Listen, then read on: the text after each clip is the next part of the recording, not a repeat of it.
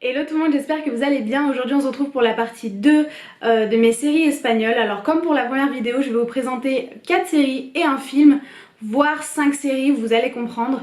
Alors toutes les séries ne sont pas espagnoles, il y en a une qui est colombienne, mais voilà, enfin pour moi ça rentrait dans mes séries espagnoles parce que je les regarde en espagnol tout simplement. La première vidéo vous avez extrêmement plu et j'étais vraiment contente parce que les séries espagnoles dans ma famille, enfin dans mes proches, personne les regarde, du coup j'avais vraiment personne à qui en parler et là j'étais vraiment super contente parce que il y avait beaucoup de monde en commentaire et on m'a présenté d'autres séries et voilà, du coup j'étais vraiment très contente. J'espère que cette vidéo vous plaira autant que la première. En tout cas, moi, c'est des séries qui me plaisent autant que celles que je vous ai présentées dans la première vidéo. Et on passe tout de suite à la vidéo. Avant de commencer, je voulais juste préciser que j'ai préféré prendre des séries que je sais disponibles sur Netflix parce que c'est vrai que c'est assez compliqué de faire du streaming avec des séries espagnoles parce qu'elles sont clairement pas aussi populaires que les séries anglaises et du coup c'est beaucoup plus compliqué de les trouver sur internet. Voilà. D'ailleurs ça m'est arrivé pour une des séries dont je vais vous parler aujourd'hui de carrément ne pas la trouver sur internet et c'était vraiment super compliqué. J'ai décidé de faire les choses un peu différemment que la première fois parce que je me suis rendu compte que j'étais clairement nulle à résumer ou à encourager les personnes à regarder des séries parce que tout simplement mes synopsis sont assez nuls. Du coup là aujourd'hui j'ai décidé de vous lire tout simplement les synopsis qu'il y a sur TV Showtime et après de vous donner mon avis sans bien évidemment vous spoiler. Voilà, et vous donner un peu mon avis sur quel genre de personnes aimerait ce genre de série, si vous comprenez ce que je veux dire, puisque voilà, la première vidéo c'était plus destiné à des séries assez détentes comme je l'avais expliqué. Là pas du tout. On commence avec la première série qui est la série Altamar, qui est une série originale Netflix, donc je vous lis le synopsis tout de suite. Sur un paquebot de luxe reliant l'Espagne au Brésil dans les années 40, deux sœurs découvrent de troublants secrets de famille après une série de morts mystérieuses. Alors clairement le paquebot ressemble énormément au Titanic. Donc moi au début je pensais que c'était ça parce que moi la plupart du temps je lis pas les synopsis, en fait je clique sur une image qui me plaît.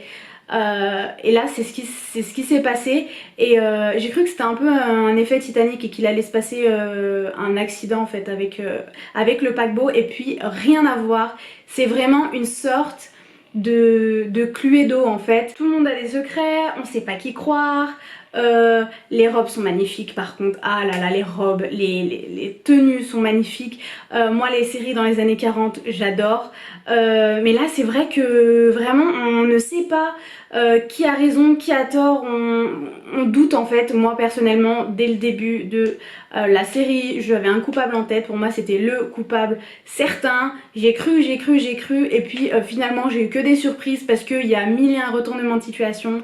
Voilà, après je considère pas cette série comme une série honnêtement parce qu'il y a que 8 épisodes et c'est des épisodes qui font pas une heure, c'est des épisodes de 40 minutes et du coup la série je l'ai regardée en 2 soirées, ça faisait plus comme si j'avais regardé on va dire un long film et vraiment ça m'a beaucoup plu.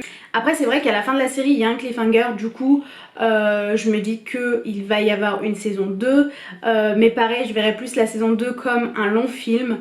Voilà, les sœurs elles sont assez attachantes, moi c'est souvent ça qui me plaît quand les personnages principaux me plaisent et je m'y attache parce que vraiment la plupart du temps c'est assez compliqué de s'attacher aux personnages en une série aussi courte. Là voilà, il y a des surprises à gogo, des secrets à gogo, des meurtres à gogo et du coup c'est assez intéressant, c'est vraiment cool, vraiment c'est une série vraiment voilà comme pour la première fois, une série pour se détendre, voilà on se pose des questions, on suit les histoires d'amour, voilà c'est pas une série transcendante non plus mais moi en tout cas elle m'a beaucoup plu. La deuxième série que j'ai à vous présenter aujourd'hui c'est la série Elite, donc c'est une série qui est très connue, c'est une originale Netflix donc ce n'est pas comme à mon habitude une série espagnole qui se passe dans l'ancien temps, dans les années 40, les années 20, pas du tout, là c'est une série actuelle donc je vous lis le synopsis. Lorsque trois ados issus de la classe ouvrière accèdent à une école élitiste d'Espagne, le fossé qui les sépare des élèves fortunés conduit à la pire des tragédies. Cette série elle était plutôt cool, c'est vraiment plutôt une série destinée aux ados je pense, donc aux 18-25. voire un peu moins que 18. Elle n'était pas non plus transcendante, mais ce qui m'a fait plaisir c'est qu'il y avait les acteurs de la série La Casa de Papel qui m'avaient énormément plu, d'ailleurs on va en parler juste après. La série Elite c'est une série qui m'a beaucoup plu pour la diversité des personnages, on a des riches, des pauvres, on a différentes religions, c'est vraiment ça qui m'a plu. Après voilà, l'intrigue principale était aussi intéressante, hein, on avait un meurtre, on savait pas qui est-ce qui avait commis ce meurtre. C'est vrai que voilà, encore une fois comme pour Altamar jusqu'au bout je ne savais pas, alors que d'habitude je suis assez forte pour ce genre de choses. Comme pour Altamar, je ne savais absolument pas qui avait tué la personne. Du coup c'était assez cool de suspecter un peu tout le monde et voilà, c'est vrai que voilà, la fin m'a laissé sur ma faim. Je suis contente qu'il y ait une saison 2 et je l'attends vraiment impatiemment. La saison 2 a été annoncée pour septembre si je me trompe pas, je repréciserai juste ici si c'est bien le cas ou sinon si ce n'est pas le cas, mais ils avaient fait un super, ils ont fait un super teaser, j'essaierai de l'insérer dans la vidéo. Oui, oui, hazme caso. ¿Se lo decimos? ¿El qué? Eso. Eso. Ay, no sé, pero... Hombre, habrá que decirles cuando volvemos de vacaciones, ¿no? No, mejor de una vez, pero los dos a la vez, ¿vale? 1, 2, 3. ¡Septiembre! Espera, pero ¿y el día? Se lo decimos, ¿no? Ah, bueno, sí, pero Vale. te estás quedando Pues sin volvemos. Pour la saison 2 et c'était assez drôle. Du coup voilà, c'est une série qui n'est pas encore une fois pardon, pas transcendante, mais qui m'a beaucoup plu. La troisième série que j'ai à vous présenter c'est la série La Casa de Papel. Normalement c'est une série qu'on n'a plus à présenter, mais c'est vrai que moi je l'ai faite découvrir à mes parents, donc je me dis que si quelqu'un regarde cette vidéo et n'en a pas encore entendu parler, voilà, je peux les encourager à regarder cette série parce que c'est vraiment une série que j'ai adorée par contre. Au niveau du résumé, ça donne: El Professeur est le cerveau d'un groupe de 8 criminels dont l'ambition est de réaliser le braquage parfait. Pourquoi attaquer une bijouterie ou une banque quand on peut s'infiltrer dans l'antre des antres, l'usine de la monnaie et des timbres, et fabriquer son propre argent? Pendant 11 jours, l'usine va ainsi être aux mains d'un groupe avec 65 otages à l'intérieur. La guerre des nerfs avec les forces d'intervention commence alors. C'est une série que j'ai adorée. Elle a fait énormément de bruit après. On va environ un mois après la sortie parce qu'il y a eu une première partie qui est sortie puis une deuxième partie et en fait c'était censé être la fin de la série et elle a tellement bien marché qu'ils ont décidé de faire une troisième partie, donc j'étais super contente. La troisième partie sort cet été. Je mettrai encore une fois la date juste ici parce que voilà, je crois qu'on a la date confirmée, la date officielle de sortie de la saison 3 et voilà. Cette série c'est une série qui est destinée pour moi personnellement à tous les âges. Je l'ai conseillée à mes parents et la série leur a extrêmement plu. Moi aussi en fait c'est un peu une série à la Prison Break en fait. J'ai l'impression que voilà, Prison Break c'était une série qui ne visait pas forcément une catégorie d'âge et là c'est un peu la même chose. La série était bien de A à Z, la deuxième partie était aussi bien que la première. Franchement l'intrigue était cool, du coup on se demandait est-ce qu'ils vont s'en sortir, est-ce qu'ils ne vont pas s'en sortir. On s'attache à certains personnages, il y a certains personnages par contre que je n'ai pas pu me voir du début à la fin. Je suis vraiment super contente que cette série ne soit pas américaine ou anglaise parce que elle marque un tournant. En fait c'est vraiment quelque chose de nouveau. Généralement quand on prend une série c'est qu'on la prend sur une autre série, qu'on la calque un peu et on essaye voilà, de changer le nom des personnages etc. Là c'est vraiment du nouveau de A à Z. Voilà, le professeur me rappelle beaucoup Michael Scofield, donc voilà j'arrête pas de faire vraiment ces comparaisons en fait entre Prison Break qui était une révolution hein, quand même dans cette catégorie de série et là voilà pareil, La Casa de Papel pour moi ça marque une révolution. La série était extrêmement bien. En fait le problème c'est qu'elle a été tellement populaire qu'elle a été énormément critiquée, mais en fait il n'y a pas de quoi la critiquer aussi violemment en fait. Elle était vraiment très bonne pour moi et j'ai hâte d'être à la saison 3 parce que je sais qu'ils vont nous mettre une pépite et voilà, j'espère en tout cas qu'ils vont nous mettre une pépite. Et voilà, je ne me voyais pas faire cette vidéo sans parler de La Casa de Papel, même si je pense que j'ai plus d'1 an et demi de retard. C'est pas grave, vaut mieux tard que jamais comme on dit. Et on passe tout de suite à la prochaine série.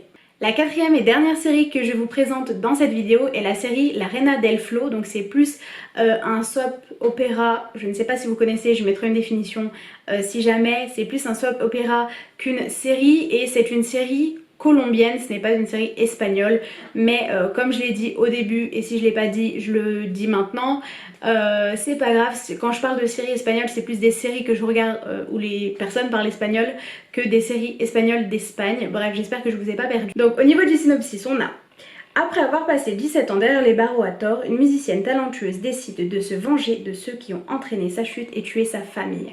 C'est une série, je tiens à vous prévenir tout d'abord, elle fait 82 épisodes de 40 minutes à 1 heure. Voilà, une fois que c'est dit, écoutez-moi, vous allez la regarder, elle est excellente, elle est magnifique. C'est une série, donc comme je l'ai dit, colombienne, donc si vous avez l'habitude de regarder des séries espagnoles en espagnol, c'est un espagnol un peu différent, avec un accent un peu différent, mais les musiques sont à tomber, donc c'est des musiques originales faites pour la série, elles sont à tomber, elles sont vraiment dans le contexte, les personnages ils sont attachants, on est à fond dans les couples, on est à fond dans l'histoire, dans la vengeance. Au début vraiment c'est une série qui payait pas de mine pour moi parce que je me suis dit que c'était une série qui avait 82 épisodes, c'est que elle allait être mal faite. Je sais pas si vous voyez ce que je veux dire, mais quand on voit par exemple des séries Netflix avec 10 épisodes, on voit qui sont vraiment très bien travaillés et qu'il n'y a pas de filler épisodes, vous savez, des épisodes pour combler un peu la saison. Et là en fait pas du tout, en fait dans chaque épisode il y avait un truc qui me plaisait, toutes les musiques me plaisent, les personnages sont parfaits, franchement c'est une série excellente, je vous en supplie, regardez au moins les 4 premiers épisodes et vous allez voir que vous allez être accro à la série, je l'adore. Et en plus en fait c'était une série qui est un peu, je sais pas si vous regardez des dramas coréens, mais voilà, il y a 16 épisodes et c'est terminé. Et là voilà, là il y avait 82 épisodes et c'était terminé, c'était la fin de chez fin. Et la série a tellement bien marché qu'ils ont décidé de faire une deuxième saison. Alors là par contre je n'ai pas du tout la date, mais sachez que la saison 1 de 82 épisodes est disponible sur Netflix. Donc actuellement je n'ai pas terminé les 82 épisodes, j'en suis à l'épisode 53 ou 54. Et voilà, je pense que c'est ça qui explique que je sois autant attachée aux personnages, parce que les voir un peu tous les soirs depuis plus d'une semaine, je pense que c'est normal de s'attacher aux personnages, mais voilà, ils sont tous différents, ils ont chacun des personnalités. Je sais qu'en Colombie les épisodes étaient diffusés en fait à la hauteur de 1 par soir, c'est une série quotidienne un peu comme nous on aurait Plus belle la vie. Et là vraiment, enfin... je sais pas quoi vous dire en fait à propos de cette série pour vous encourager à la regarder, mais vraiment faites-moi confiance, elle est excellente, elle n'est pas du tout ancien temps, hein, c'est une série actuelle. La personnage principale, elle ressemble énormément à Blanca Suarez qui joue dans Las Chicas del Cable. En tout cas pour moi elle y ressemble énormément. Je vous conseille et je vous recommande fortement la série La Reina del Flow.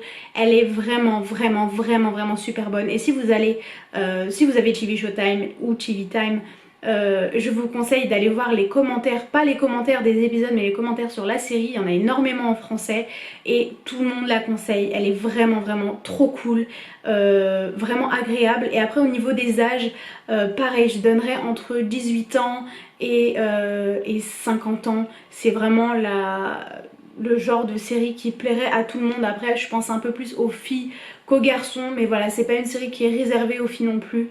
Donc voilà, c'est super agréable, donc voilà, je vous la recommande fortement. Pour le film de cette vidéo, c'est le film Malgré tout que je vous recommande, donc qui est un film actuel.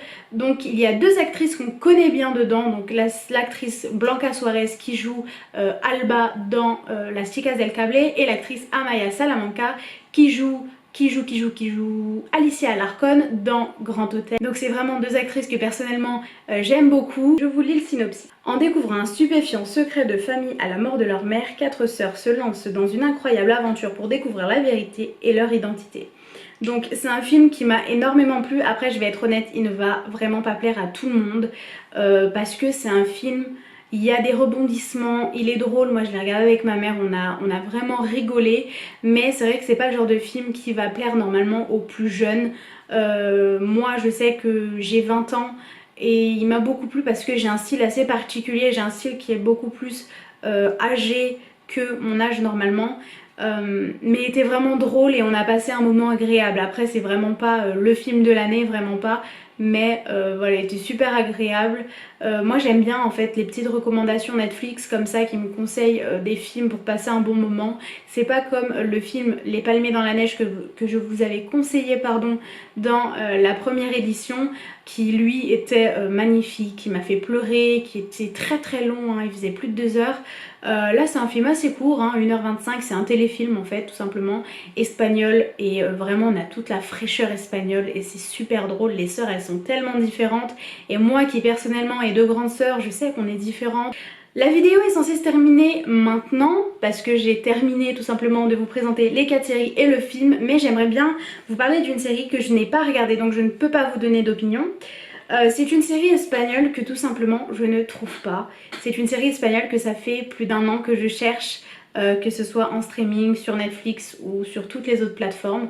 La série s'appelle Tiempos de Guerra, en français Temps de guerre et en anglais Times of War. Donc c'est vraiment les vraies traductions pour la série. Donc j'ai cherché les 3 versions, qu'elles soient en espagnol, en français ou en anglais, et en fait la seule manière de regarder la série c'est sur Netflix, sauf qu'elle n'est pas présente sur Netflix France. Donc voilà, je suis une pro du streaming, je trouve tout ce que je veux en streaming généralement, et là c'est vrai que ça fait 1 an donc ça devient assez frustrant parce que voilà, quand c'était les débuts de la série je me suis dit ça va peut-être prendre un peu de temps pour la mettre en streaming ou pour qu'elle soit téléchargeable, mais là en l'occurrence j'ai vraiment laissé tomber et ça a vraiment l'air d'être une série excellente.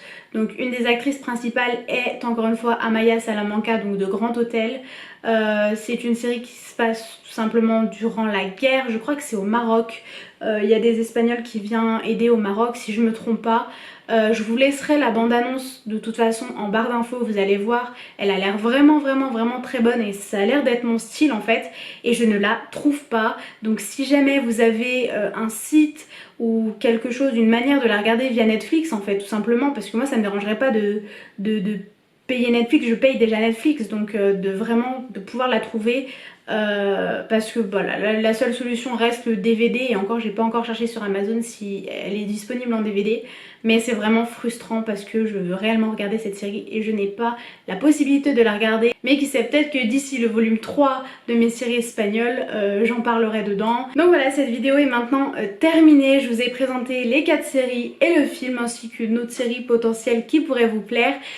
J'espère que cette vidéo vous a autant plu que la première, mais en tout cas j'étais très contente de la faire parce que voilà, mes séries espagnoles sont de plus en plus nombreuses parce que voilà, j'essaye d'apprendre l'espagnol tout simplement, donc j'ai tendance à ajouter de plus en plus de séries espagnoles, et là vraiment La Reina del Flow par exemple, ça a été une découverte pour moi que j'ai adoré. J'espère en tout cas que cette vidéo vous a autant plu que la première. N'hésitez vraiment pas à commenter, ça me fait extrêmement plaisir. En plus vous me conseillez tout le temps des séries qui me plaisent. J'ai fait une petite revue sur la série Vis-à-vis qui m'avait été recommandée en commentaire de la première vidéo. Merci d'avoir regardé cette vidéo et nous on se retrouve la semaine prochaine dans une prochaine vidéo. Bye bye.